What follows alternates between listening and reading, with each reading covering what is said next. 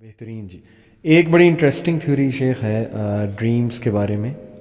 کچھ لوگ کہتے ہیں کہ ہماری جو روحیں ہیں، جیسے آپ نے بھی شروع میں بیان کیا اور قرآن سے بھی ثابت ہے، اللہ سبحانہ تعالیٰ روح جو ہے وہ اللہ کے پاس چلی جاتی جب ہم سوتے ہیں، قرآن مجید سے بھی ہے.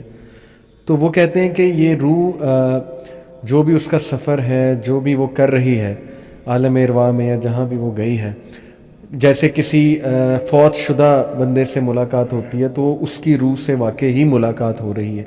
اس میں کتنی حقیقت ہے کہ کیا یہ روح کے ایکسپیرینسز کو ہم خواب کہتے ہیں؟ دیکھیں، یہ دو باتیں اس میں ہو سکتی ہیں. نبی کریم صلی اللہ علیہ وسلم نے ایسی کوئی بات تو نہیں فرمائی، لیکن یہ دو باتیں اس میں ہو سکتی ہیں. ایک بات تو یہ ہو سکتی ہے کہ واقعتاً روح وہ ایکسپیرینس کر رہی ہو. ایک یہ ہے کہ صرف روح محسوس کر رہی ہو، احساس ہو اس کا.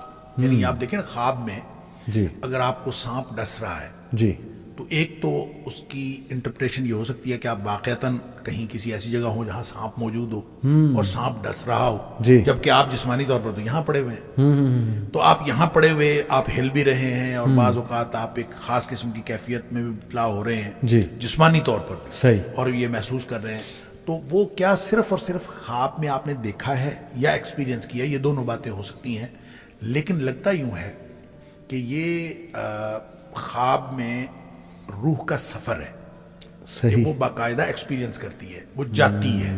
اس لیے کہ بہت دفعہ ایسے ہوتا ہے کہ آپ خواب میں محسوس کرتے ہیں کہ آپ کسی مشکل سچویشن میں پھنسے ہوئے ہیں، جی اور وہ روح کی جو واپسی ہے جی وہ تھوڑا سا ڈیلے ہوتی ہے اور آپ شدید پریشانی میں مبتلا ہو جاتے ہیں. ایسے ہی ایسے ہی. اسی طرح پھر اس کو اس طرح اس کے ساتھ بھی ملا لیں کہ نبی کریم صلی اللہ علیہ وسلم نے فرمایا موت اور نیند یہ بہنیں ہیں، یہ ایک جیسی ہیں. نیند کو بھی موت کی طرح آپ نے فرمایا. صحیح. لہٰذا آپ نیند کے وقت کی دعا جو ہے، اور پھر نیند سے بیدار ہونے کی جو دعا ہے، اس میں بھی موت کا ذکر ہے. منہ تو واقعہ جی. میں فوت ہوتا ہوں، پھر میں تو اس کا مطلب ہے یہ نیند بھی موت کی طرح. تو موت میں چونکہ روح نکل جاتی ہے، جی اس کا مطلب ہے نیند میں بھی روح نکل جاتی ہے.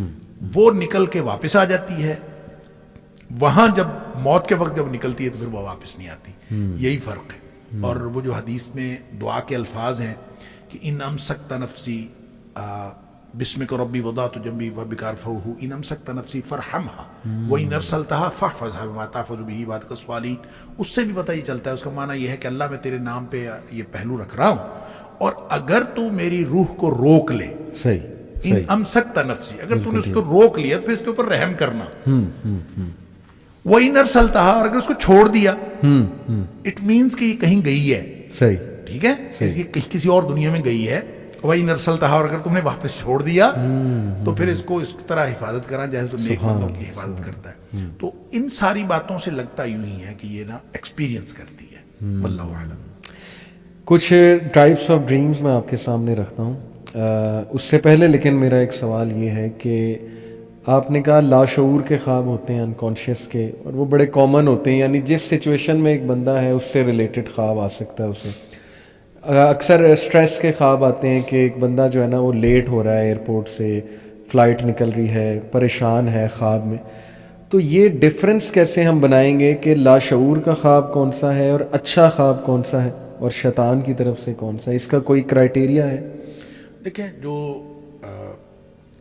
خواب کے فوراً بعد کی آپ کی کیفیت ہے نا، جی. جو ہی آپ بیدار ہوتے ہیں، جو پہلا لمحہ ہے، جی. وہ کیفیت بڑی امپورٹنٹ ہوتی ہے. اگر تو آپ اس وقت خوف محسوس کر رہے ہیں جی. تو اس کا مطلب ہے تحزین من الشیطان. برا خواب شیطان کی طرف سے ہوتا ہے، اور اللہ کی طرف سے جو خواب ہوتا ہے وہ اس طرح کا نہیں ہو سکتا بندہ خوف میں مبتلا ہو جائے. بالکل. تو وہ کوئی نہ کوئی اطمینان، ایون خبر اس میں آپ کو سچی دی گئی ہو، جی. مستقبل کی دی گئی ہو، کسی سانحے کی خبر دی گئی ہو، لیکن ایک اطمینان کی کیفیت ہوتی ہے، اور وہ اطمینان کی ہی کیفیت میں انسان اس کو سوچ رہا ہوتا ہے.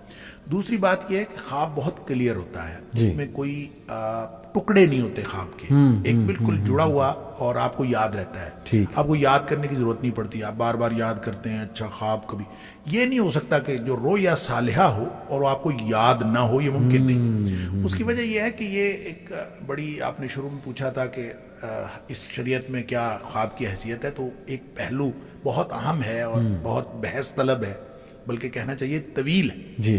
کہ اس کو نبی کریم صلی اللہ علیہ وسلم نے نبوت کا 46واں حصہ قرار دیا. صحیح صحیح. اب نبوت کا جب 46واں حصہ ہے تو کیا مطلب جس کو نیک خواب آئے اس نے کچھ حصہ جو ہے وہ نبوت سے لیا, کیا کیا؟ اب اس کی بھی مختلف انٹرپریٹیشنز ہیں.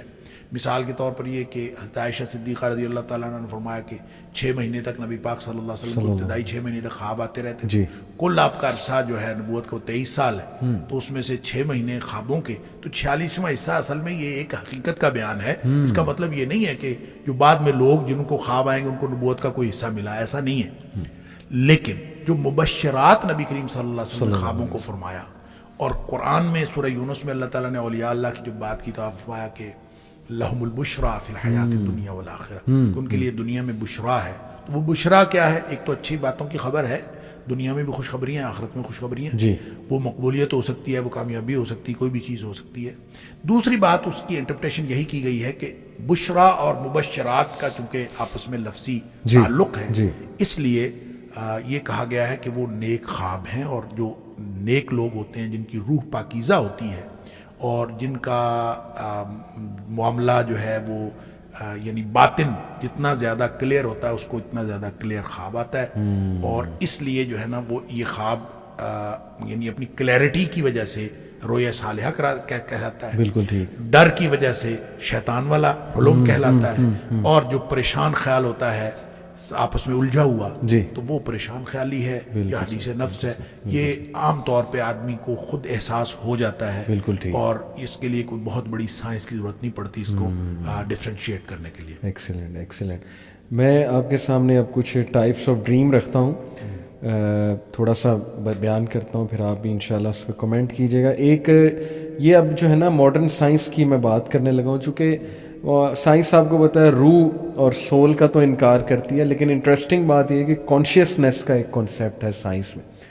کانشیسنیس بیسیکلی وہ کہتے ہیں جی کہ یہ فیلنگ ہے کہ آپ کو یہ پتہ ہے کہ آپ ایگزسٹ کرتے ہیں, آپ کو یہ احساس ہے کہ آپ ایک بات کر رہے ہیں, کیا بات کر رہے ہیں. مثال کے طور پہ وہ کہتے ہیں جی کہ جو کام آپ کر سکتے ہیں وہ ایک کمپیوٹر پروگرام بھی کر سکتا ہے, لیکن کمپیوٹر پروگرام میں وہ کانشیسنیس نہیں ہوگی, وہ احساس نہیں ہوگا, اسے یہ نہیں پتہ ہوگا کہ میں ایگزسٹ کرتا ہوں. تو اس کا تعلق وہ برین کے کچھ حصوں سے بھی بتاتے ہیں کہ کانشیسنیس ہمارے برین میں ہے, اور ہمارے جو خواب ہیں وہ بھی کانشیسنیس کی وجہ سے ہیں. تو آئی تھنک کہ آ رہی ہے آہستہ آہستہ جو ماڈرن سائنس ہے نا وہ اسی کانسیپٹ کی طرف آ رہی ہے.